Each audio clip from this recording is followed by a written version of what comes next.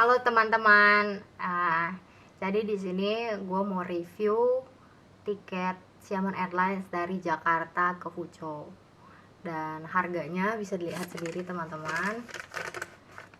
Di sini tertulis jelas tuh, 16 juta dan harus bayar karantina di sini sekitar 13 juta lebih.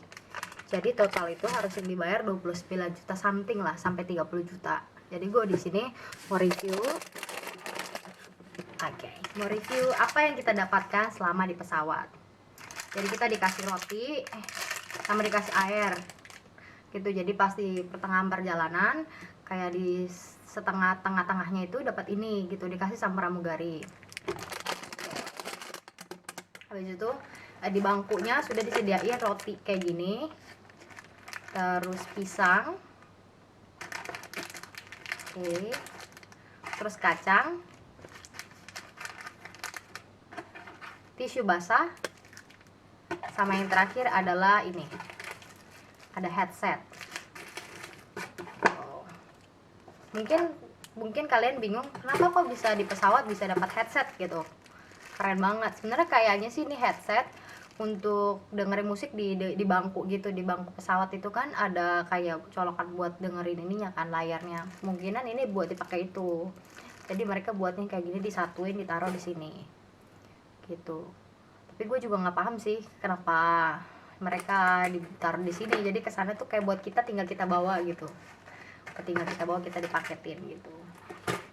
Terus selama perjalanan tuh lama banget ya gue ngerasakan, karena gue terbang itu jam 12.20 menit dan itu penerbangan sekitar berapa jam ya, pokoknya mungkin sekitar 6 jam kali ya, pokoknya 6 jam, sekitar 6 jam. Nyampe di sini sekitar jam 7.25 menit, 6 jam lebih berarti udah nyampe di sini. Terus itu nggak ini guys, maksudnya nggak mudah juga, karena nungguin terus sampai di bandara. Terus kita harus swab ulang kiri dan kanan. Dan setelah di swab, sebelum di swab, jadi kita turun dari pesawat, kita itu kayak harus bikin barcode, emang udah disediain. Jadi sebelum berangkat tuh kalian harus ngisi kayak untuk imigrasinya. Jadi mereka kayak isi online, nanti di WeChat ada, nanti tinggal sampai di bandara scan aja gitu.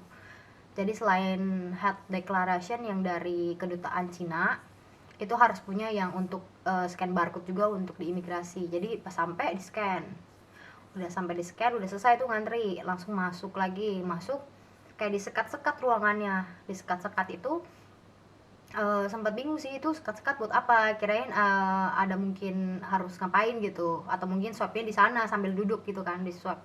Ternyata sampai di sana itu kita ditanyain selama 14 terakhir kemana aja, terus pernah nggak ke tempat umum, terus pernah nggak ke kebun binatang. Jadi kayak pertanyaan-pertanyaan gitu, pernah nggak keluar dari luar kota gitu, ditanya-tanya gitu.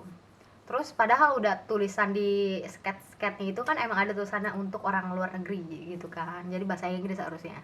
Mereka ngomong bahasa Inggrisnya tuh kayak nggak kedengaran gitu, kayak hah, nggak jelas, sumpah nggak jelas. Jadi kayak bingung gitu malah.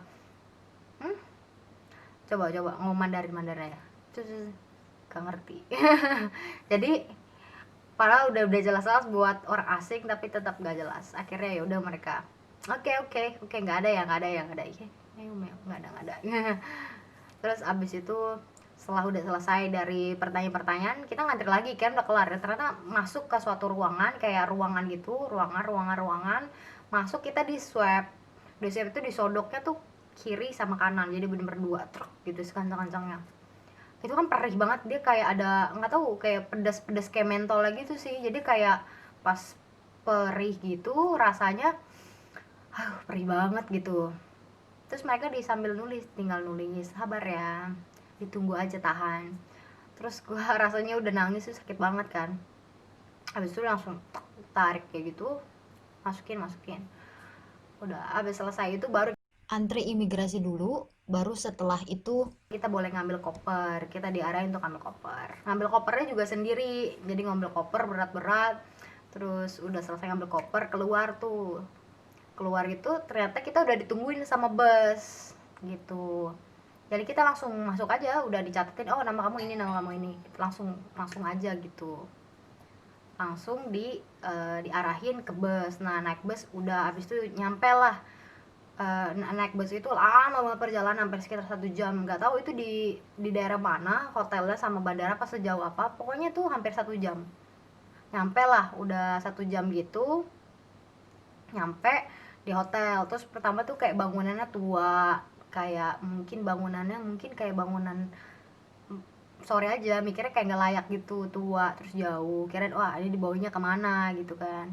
Terus pas udah masuk, naik, kita kan lift barang, masuk naik ke atas terus udah langsung di kayak meja, terus mereka ada printer, mereka langsung check in kita gitu di meja itu.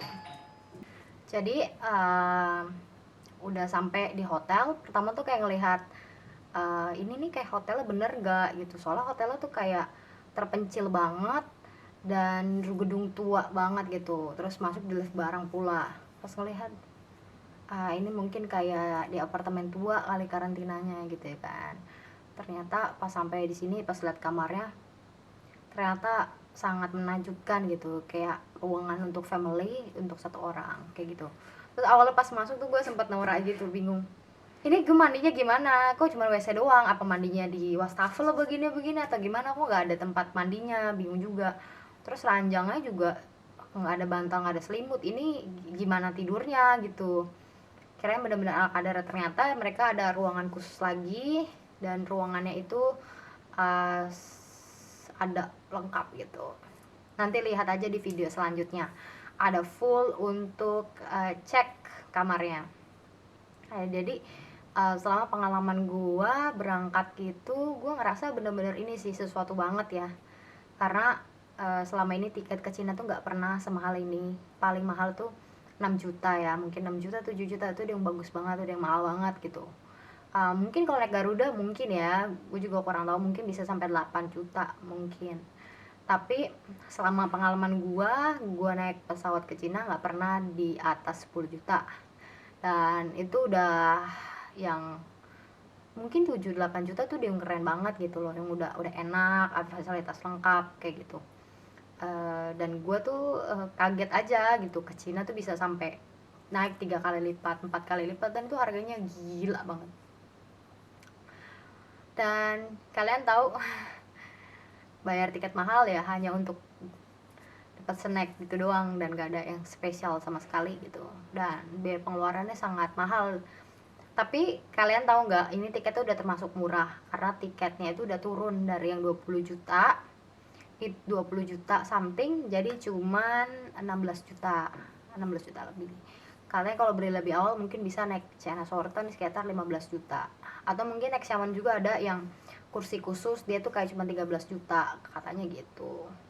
Cuman nggak paham juga ya itu gimana dari airlinesnya, karena airlines itu kasih tahu harganya itu nggak semuanya sama. Kayak gue nanya yang Xiamen di Cina nya harganya 16 juta nih segini, 16 juta something, tapi pas di Jakarta ternyata sebenarnya kita ada loh yang untuk kursi bangku yang air gitu, yang paling rendahnya itu sedikit, dan itu kursinya cuma 13 juta. Jadi mereka kayak nggak satu sinkron gitu, dan gue juga nggak tahu ternyata yang di Jakarta ada yang lebih murah, tapi gue udah lewat momennya karena gue belinya itu Hamin 2 minggu, dimana penerbangan Malaysia gue, setelah gue tahu ketentuan dari kedutaan Cina yang di Malaysia bahwa tidak boleh transit di negara ketiga kecuali melakukan tes, dan di Malaysia sendiri tidak menyediakan, jadi tidak boleh transit di Malaysia. Setelah itu barulah gue ketar-ketir bingung nyari tiket lagi kan, sekarang udah mau berangkat, ternyata harus beli tiket lagi Xiamen Hamin 2 minggu, dan itu sesuatu banget sih, karena shock aja jujur beli tiket sampai bisa tembus angka belasan juta. Dan itu cuma Jakarta Fuzhou ya, jadi kalau misalnya kalian dari Fuzhou, misalnya kota tujuan kalian di mana, misalnya kota tujuan kayak di Beijing atau Shanghai, ya kalian harus beli dari Fuzhou ke Beijing, Fuzhou ke Shanghai, itu mungkin sekitar paling murah 1 jutaan, dan itu lumayan kan. Selain itu udah naik sampai, jadi kayak nyampe di Fuzhou karantina baru pergi ke kota tujuan, itu kan waktunya udah panjang ya, udah makan waktu banget, udah sesuatu banget, dan biaya tuh mahal banget kayak gitu. Terus udah gitu ditakutkan di kota tujuan kalian itu ada regulasi baru bahwa kalian sampai di tempat tujuan, di kota tujuan, jika di setempat itu tidak menerima kalian, kalian harus melakukan karantina di rumah lagi dan minimal 7 minggu.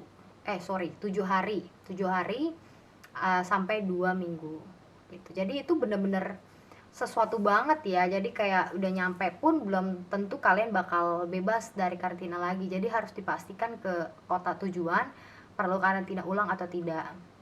Kayak gini tuh kayak udah hampir 3 minggu sampai 4 minggu itu cuman kayak nunggu karantina karantina dan kalian nggak bisa kemana-mana kayak gitu. Jadi di Cina tuh benar-benar ketat, super ketat kayak gitu. Kalian juga keluar kota juga, keluar maksudnya kalau kalian keluar untuk belanja atau kemana, ke mall, itu katanya harus ada kayak kode lagi gitu menyatakan kalian sehat, baru kalian bisa pergi ke tempat-tempat tujuan. Aduh, jadinya kayak sempatnya kayak aduh ribet banget gitu ya, udah mahal, biaya mahal, terus harus harus tes ini harus karantina, aduh kayak gitu, kayak kayak mereka tuh kayak gak percaya, harus pastiin berulang-ulang bener-bener nih orang sehat sebelum dilepas kayak gitu. Dan masalahnya kan di winter ya, di winter harus nyari tempat tinggal juga gitu, jadi aduh dilemanya banyak banget ya. Mungkin buat teman-teman yang nonton yang ingin tahu cerita perjalanan atau mungkin ke Cina bisa tulis di kolom komentar, jadi nanti bisa dibahas bareng-bareng.